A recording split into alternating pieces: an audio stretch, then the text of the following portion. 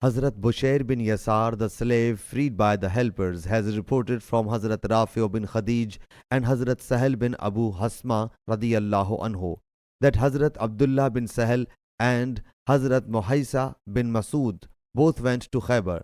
There in a garden they both separated, and Hazrat Abdullah bin Sahel was martyred. So Hazrat Abdul Rahman bin Sahel, Hazrat Hawaisa and Hazrat Muaisa, both sons of Masood, came to the Prophet ﷺ and started talking about their companion.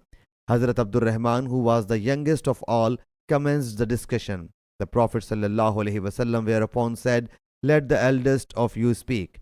Yahya, the transmitter, says, "The eldest should speak." So they talked about their companion. The Prophet ﷺ said, "Can 50 people of you deserve the blood weight of your martyred or companion by taking an oath?" They submitted, "O Allah's Apostle ﷺ, we were not eyewitness to this incident." He ﷺ said, "Then 50 Jews will prove themselves innocent by taking oaths." They submitted, "O Allah's Apostle ﷺ, they are the infidels." So Allah's Apostle ﷺ himself paid them the blood weight from him. Hazrat Sahel states, "I took a she-camel from those camels, so it then went into its pen and kicked me." Bushair has reported it from Hazrat Sahel.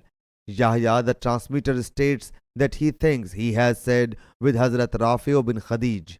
Ibn Oyna said Yahya from Bushair, and he alone has reported it from Hazrat Sahel. Sahih Bukhari Hadith number 6142 and 6143.